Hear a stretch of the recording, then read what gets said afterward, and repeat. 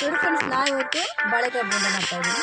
ನೋಡಿ, ಕಡಲೆ ಹಿಟ್ಟು ಮತ್ತು ಜೀರಿಗೆ, ಸೋಡಾ ಪುಡಿ, ಚಿಟಿಕೆ ಉಪ್ಪನ್ನು ಮಿಕ್ಸ್ ಮಾಡಿಕೊಂಡು ಚೆನ್ನಾಗಿ ಕಲಸಿ ನಂತರ ಬಾಳೆಕಾಯಿನ ತೆಳುವಾಗಿ ಕಟ್ ಮಾಡಿ ಅದನ್ನು ಜೊತೆ ಮಿಕ್ಸ್ ಮಾಡ್ತಾ ಇದ್ದೀನಿ. ನೋಡಿ ಫ್ರೆಂಡ್ಸ್, ದಪ್ಪ ಕಟ್ ಮಾಡಿದರೆ ಅದು ಬೇಯೋದಿಲ್ಲ, ಆಮೇಲೆ ಬೇಯೋದು ಕಷ್ಟ ಆಗುತ್ತೆ. ಹಾಗಾಗಿ ತೆಳುವಾಗಿ ಅದನ್ನು ಕಟ್ ಮಾಡಿಕೊಂಡು ಮಿಕ್ಸ್ ಮಾಡ್ತಾ ಇದ್ದೀನಿ.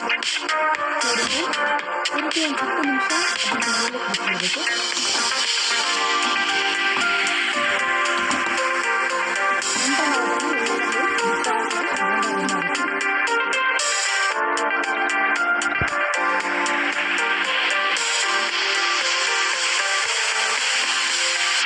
ನೋಡಿ ಫ್ರೆಂಡ್ಸ್, ತೆಳುವಾಗಿ ಹೆಚ್ಚಿರುವಂತಹ ಬಾಳೆಕಾಯಿ ಬೋಂಡ ಕರಿಲಿಕ್ಕೆ ಬಿಡ್ತಾ ಇದ್ದೀವಿ.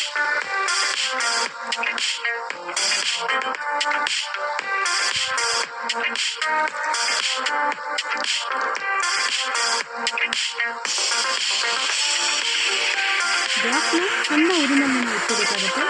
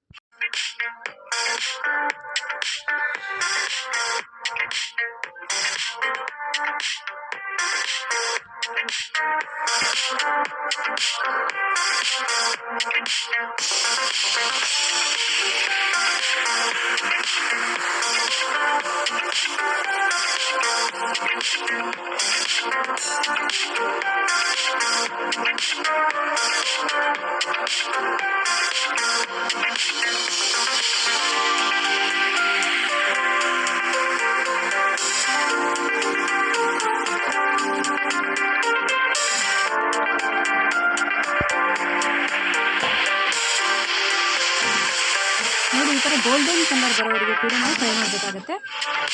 ನೋಡಿ ಬಂದಿದೆ ಫ್ರೆಂಡ್ಸ್ ಗೋಲ್ಡನ್ ಕಲರ್. ಈಗ ನಾವು ತೆಗಿತಾ ಇದ್ದೀವಿ. ಈ ಥರ ಗೋಲ್ಡನ್ ಕಲರ್ ಬರೋವರೆಗೂ ನಾವು ಫ್ರೈ ಮಾಡಿ ಇದನ್ನು ನಾವು ತೆಗಿತಾ ಇದ್ದೀವಿ. ನೋಡಿ, ಬಾಳೆಕಾಯಿ ಬೋಂಡ ರೆಡಿ ಆಗಿದೆ. ಬಾಳೆಕಾಯಿ ಬೋಂಡ ರೆಡಿ ಆಗಿದೆ.